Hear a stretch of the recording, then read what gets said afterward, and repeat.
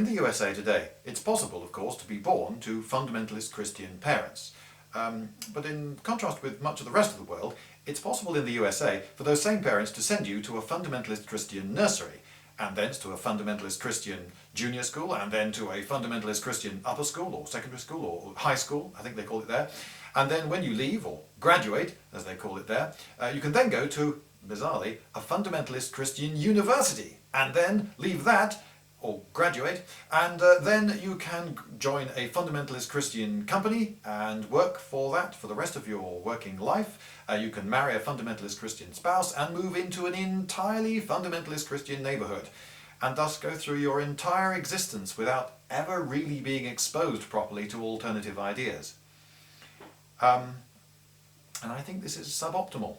Now, how would you actually know what sort of person you are? How would you know anything really much about being a fundamentalist Christian if you do not know with what it contrasts?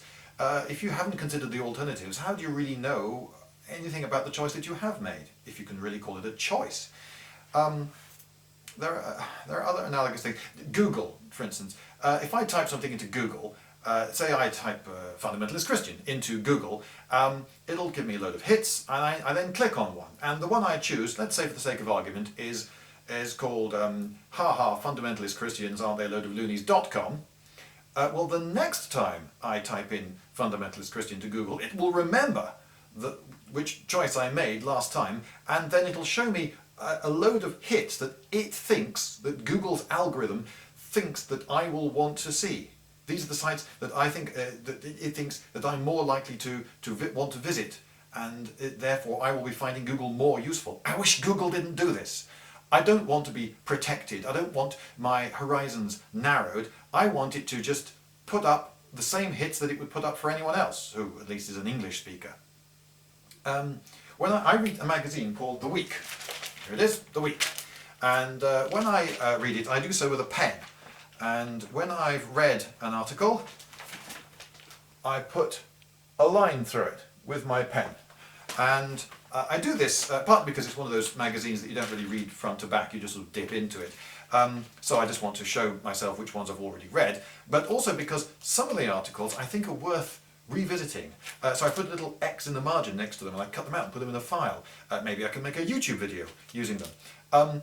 But if I read an article with which I heartily agree, here, I think, I put a line through it. What's the point of my keeping an article if I agree with it? In order to further entrench myself in the opinions that I already have? No, I want to expose myself to new ideas. If someone comes up with an article that goes against my formed opinions and has some interesting arguments to it, and maybe a few facts that are difficult to deal with, that's interesting. That's genuinely interesting. That's possibly improving. I cut that out, put that in a file. Maybe I'll come up with a counter-argument to those. Or maybe I won't, in which case maybe I shall revise my opinions in the light of new knowledge, which would make me a better person or something, wouldn't it? I don't know. But I don't keep the stuff that I agree with. I chuckle that away. It's the stuff I disagree with that's interesting. Google, I want you to show me the stuff that I disagree with. And viewers, I want you to hear me say stuff that you disagree with.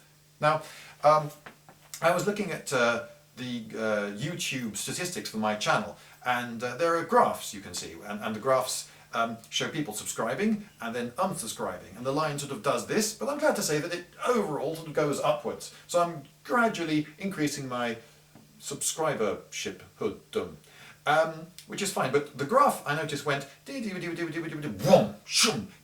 like that. There was this huge dip one day, and I thought, what the hell has caused that? So I found out, and it was the day I uploaded Lloyd Rants About the Social Mobility. It seems an awful lot of people had decided that they didn't want to hear anything else that I had to say about any other topic, even though they'd subscribed to me and presumably had previously liked stuff that I'd said about other things. But as soon as they found out that I had that idea, they didn't want to hear anything else I had to say. Well, I think they're missing out. I think they're sort of, Google narrowing themselves by doing that, and I'm sorry to lose them. But I'm glad still to have you. Clearly you're more well-rounded people than they. Or maybe you just haven't unsubscribed yet. And why might you unsubscribe? Well, Why am I making this video now? Some while ago I made a video and then I didn't upload it. I didn't for, I suppose, two main reasons. One, it's a bit grim, and this is, I think, a reasonably humorous channel, and this topic is not just controversial, it's also really not funny at all.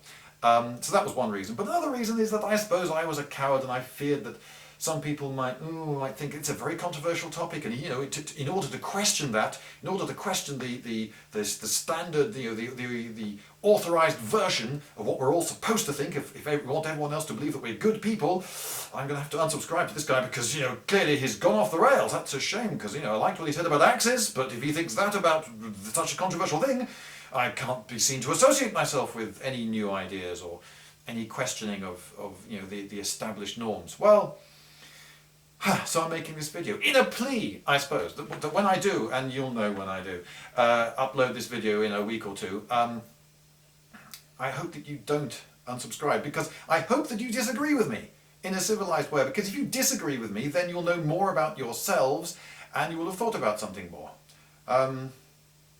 So there we go. It's vital that we expose ourselves to ideas with which we disagree.